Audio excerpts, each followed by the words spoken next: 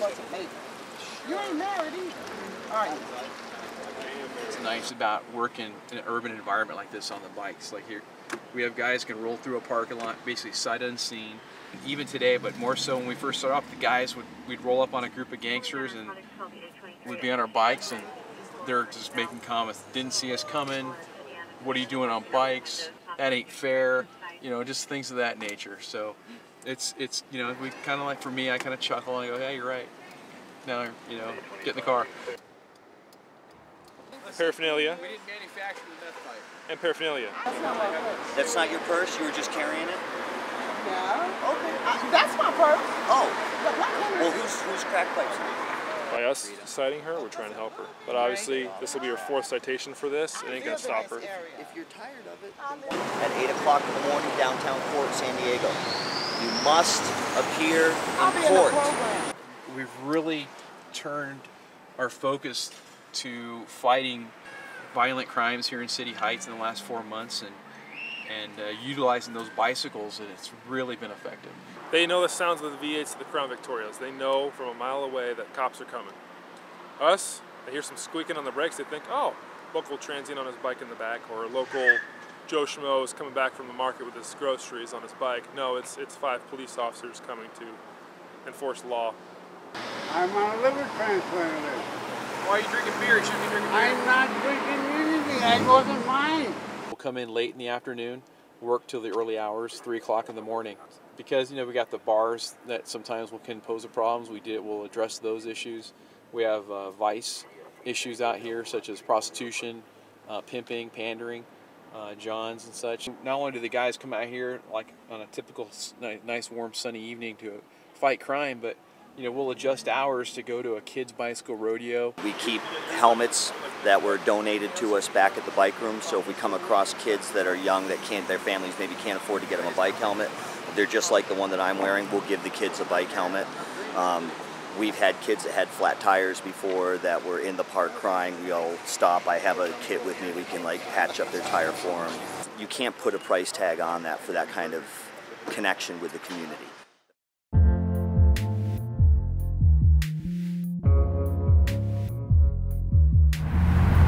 Taking back the community. That's the theme of this week's Refocus show. Welcome, I'm Tristan Nichols. We just seen an interesting piece about how police in San Diego are really using, well, pedal power to make their communities safer. All these stories this week are brought to you by our photojournalist, Peggy Peaty. Now let's move right along and take you to a group called 100 Strong who operate out of a barbershop.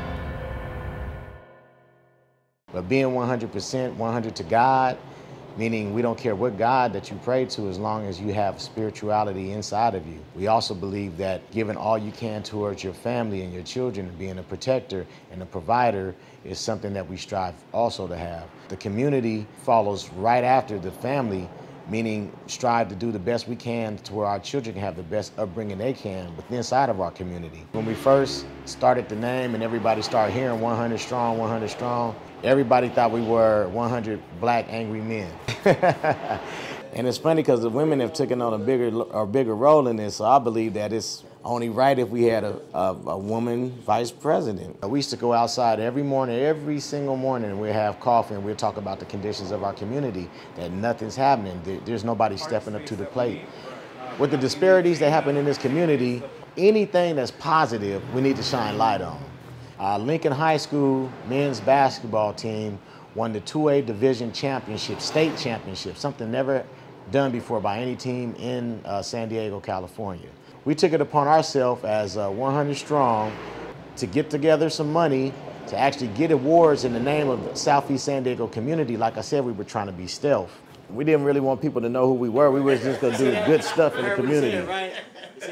I think once the young gentleman, Courtney Graham, got murdered, that hurt us real bad.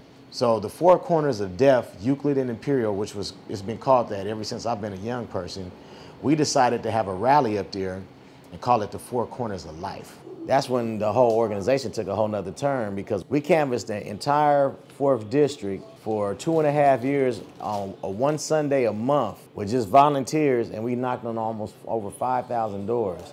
And what we were doing, we was passing resource information out, everything from murder all the way to rape. Once we did that, we started having young filmmakers want to come out to see all the work we were doing. We even had a point where in Mountain View area, everybody knew that there was going to be a rally over there via Facebook and some of the other social networks, to where I received a death call over here. But then we got into the educational part of it. We were partners with Fulton Elementary. A couple of years ago, we put a resource room in there for parents that were looking for jobs. They put computers in there. To me, one of the greatest things that could have ever happened was our health project. And some people never go to the doctor. What better way to get connected than to actually have nurses and doctors at a barbershop? We seen over 80 people that day, which was great. We had 3 doctors here, and we had the Black Nurses Association. They liked it so much, and the numbers were so great. We received equipment, blood pressure equipment for us, so next time we won't have to borrow it from the doctors or anything. I see these young kids walking around here morbidly obese at 12 years old. We have poisoned our minds with the food that we eat. When you have a poisoned mind and a poisoned body, you're not thinking straightly. You're not seeing things clearly. Your third eye is blind. I started talking to 100 Strong. I said, hey, we need to get into trying to get everybody's minds and bodies healthy with foods and everything like that. Everybody was like, yeah, let's do this. The week after that, this is how God works. The Golden Ark people called us for the project for the garden. Luckily, I have a cast of people around me that take upon these things. We have committees for all these different programs that we have, which is wonderful. We've also have our business mixers, which are big things. To me, if a person doesn't have a proper business plan or working capital, you know, he is gonna close up or she is gonna close up. So we started this thing a couple of years ago called Cash Mopping. It's usually a 2-day event. We tell everybody on our social networks to come and just spend $5, $10, whatever you can with this small business to help this business have some type of capital to possibly market or anything like that. It has worked. That's grassroots to me as far as business is concerned, is working directly with the people that have the product, that have the stores, plugging them into the mainframe of our community with other business people. That's as grassroots as you can get.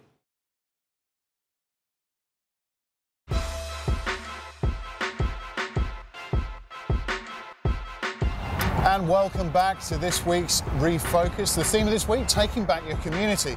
Now let's get straight on and take you through the doors of the Casa de Vecinos here in Barrio Logan.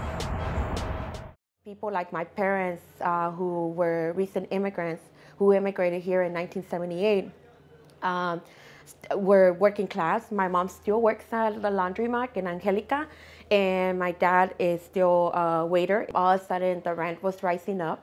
It was not great housing, but that was the only housing we could afford. This neighborhood was the only neighborhood we could afford back in the day. So a lot of families who had 20 or 30 years who were renting, who didn't have the opportunity to buy, they actually were being evicted. And I remember saying, we want to make sure we draw the attention that the development in downtown is causing gentrification in our neighborhoods. So great that they're building downtown, but what about our neighborhoods? One of the solutions is like start advocating for affordable housing. So then we went to that 22nd and Commercial when they were proposing that land. Some people wanted it schools, so we were strong advocates. No, we don't want schools. We want affordable housing. We're still being gentrified. Now with the businesses, something that really gets me mad is that they don't take us into consideration in the decisions. That really pisses me off, especially when I know, for example, growing up with my parents, that they're smart people, they want to get involved. Maybe they're not going to make it to the 11 o'clock meeting because they work all day. You know what I mean? But if you really get them involved, they will get involved. It hit me the most when we lost our brother. I went to college, but my brother, you know, a very smart person. I think that the fact that there were not a lot of opportunity, not a lot of good role models out there, he, you know, joined a gang and he got murdered when he was 26, and now I'm raising his kid. I come back and work hard for my community because I don't want no parent bury the kid like that. Losing Felipe was the hardest thing in my life. Growing up in this neighborhood when it was really tough, every family has a story to tell. Not everybody was successful, you know what I mean?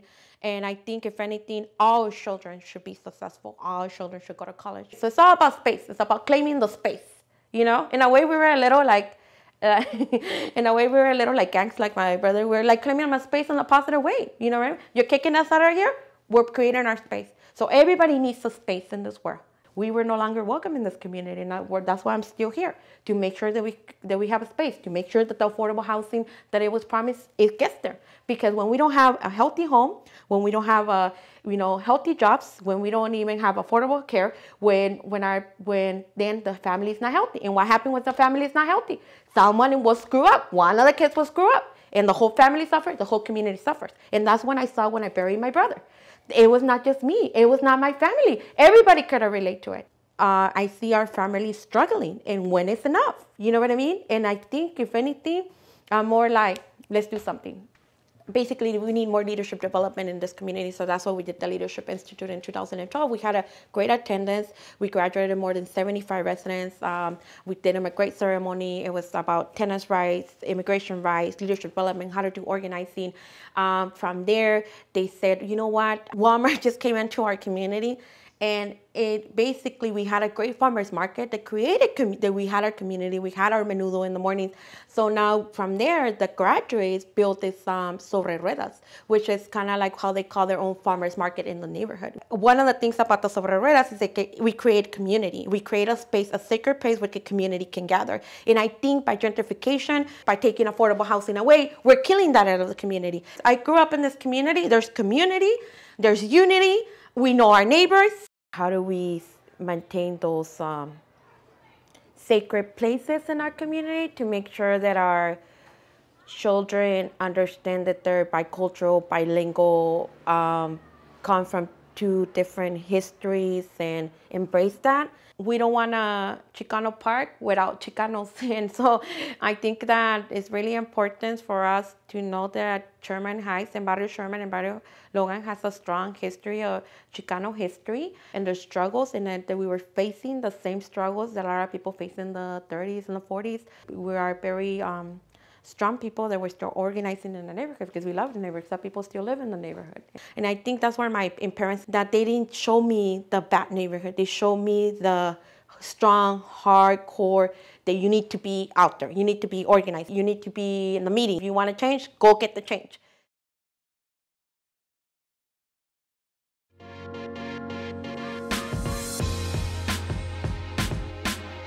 Welcome back to this week's Refocus. This week we're taking a look at the theme of taking back the community.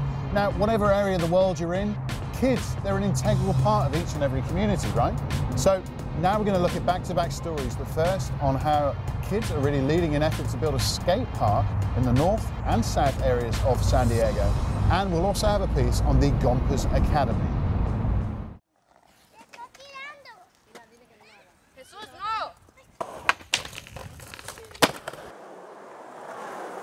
We started asking for a skate plaza because Marcos was hit by a car skating. Thank God it wasn't nothing crucial, but he was still skating while he got hit, and so he decided that he wanted to start something for a skate park campaign. We grew relationships with District 9 member Marty Emerald. She agreed to it. She helped us out. She found a grant for us to use. We went to the town council, went to the city hall. We went to CHAPSI, the City Heights Area Planning Committee, the rec boards, and now we're having our skate plaza that should be done by 2015. Marcos was a really good friend of mine, and I knew that there were other students like him in his same situation, where I saw that a lot of skaters had to skate in the streets, and knowing and hearing these stories about skaters getting tickets, taking their boards away just because something that they're passionate about. And so I decided to help those who weren't able to speak for themselves. There's like a launch of skateboards, so you could launch from, like, it's something that's elevated, you could launch from one side to the other. They're gonna have a clam, like I said, which is a semicircle, half a circle, so you go around, you could grind on it. There's gonna be a rooftop, a 3-block. They're gonna have, it's like a Frito chip, it's called. It's where it's designed like a Frito, so it's actually look like a Frito. You just hop on it and you bounce from one side to the other. It's like a ramp elevated. There's gonna be called where it's like a snake run. Typically it's where it's gonna bounce like that, and you could just hop on and you just ride your skateboard and you could gap out. There's gonna be ledges. It's gonna be a fun skate park. Even though it's gonna be small, it's gonna be fun. The skate plaza here in City Heights is gonna be more than just a park. You know, it's a symbol to, one, that the community is kind of on the up, and then also that the youth are able to make something happen. So it becomes a symbol of youth power here. And I think there's always that misconception that, oh, youth don't care, they don't vote, they, what do they know? You know, but it's them that are really putting in the work to make this happen, and they won. A park is part of the community itself will take care of it. I mean, we're so grateful for what we have that we're gonna keep each other in check, saying, this is ours, don't mess with it. Skaters and families, they're all gonna, it's something so that anybody can use it in all ages, and so everybody will be able to take care of each other. We don't have to have over-policing from polices. We don't have to have somebody from the city telling us how we should or should not use it. For people, especially around City Heights, a lot of parents work and there is no way of transportation unless you go yourself. So going all the way to Memorial on just your skateboards, 30, 40 minutes in a bad neighborhood, of course you're gonna have a concern. Yeah, hopefully I learn how to skate. This was where the skate park stood for 10 years. It was torn out to make way for the new Civic Center. It was proposed to replace this park with a nice new park in the new Vista Sports Park. And when the sports park got built, it was left out. We went from there to the city had plans and funding for a skate park built in the Monte Vista Retention Basin. We got to a blueprint phase, and at the same time the city ran up against budget problems and the funding was withdrawn. Actually, we have a great relationship with everyone in City Hall, the mayor, city council. They really want to tackle the big park thing, especially since I'm paying for it with grants. It's just Vista has a really tight fist with property. The city spent tens of millions of dollars building new baseball and soccer fields, which is great for the kids that play those sports, but the kids who skateboard tend to be the kids who aren't involved in getting a letter for high school and being on the varsity football team or anything like that. They're kind of more the artistic kids, you know, the kids that aren't hangers-on of groups. They just do their own thing. It's kids in the neighborhoods like this that really need something to do. Skateboarding took the edge off a lot of these kids. They were, you know, they smiled a lot more as skateboarders. They laughed a lot more. Without skateboarding and a place to do it, they become kind of scary as adults. In Long Beach, they've built 9 skate parks in some of the toughest neighborhoods, and they've seen an 80% decrease in violent crime in the same neighborhoods based on the skate parks. Kids grow up tough in these neighborhoods. And it'd be great if they grew up a little happier, a little more carefree. Morning. The morning routine and the bell, ringing the bell, really informs the community. 8 years ago, this was a community where gangs were across the street from the school, actively recruiting our students. From the moment a student walks onto the campus, they should feel welcomed and loved and excited to be there, and music is one way of accomplishing that.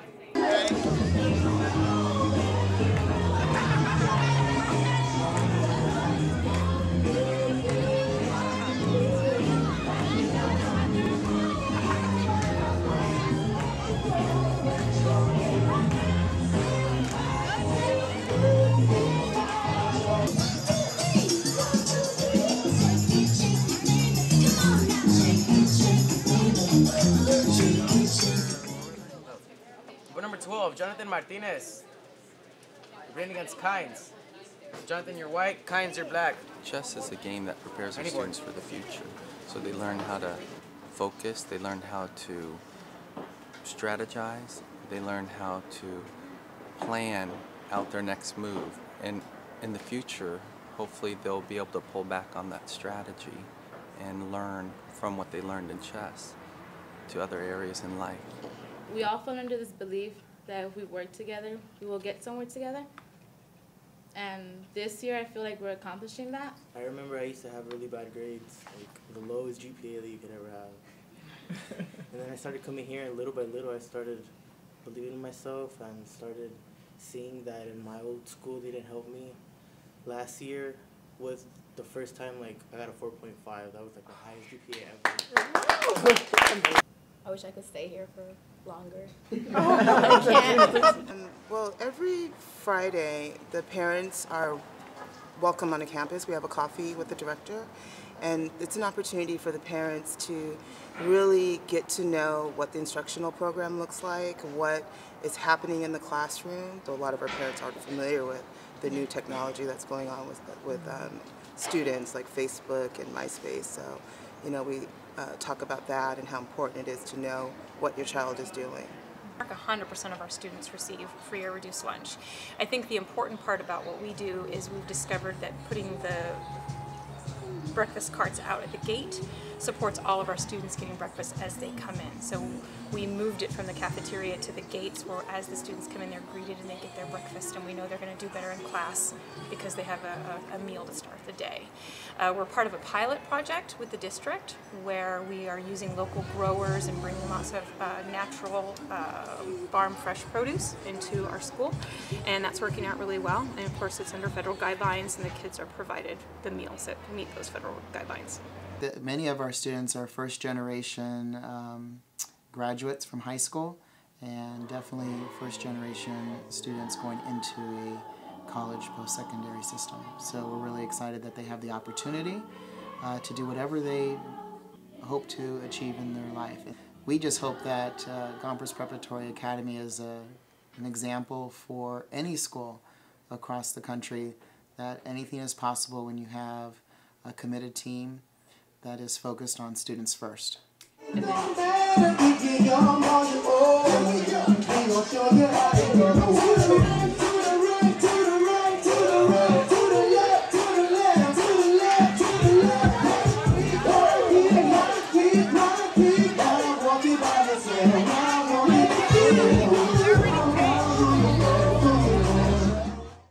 So that's it for this week's show. All stories this week were produced by Peggy Peaty. I'm Tristan Nichols. This is Refocus. Please join us next week.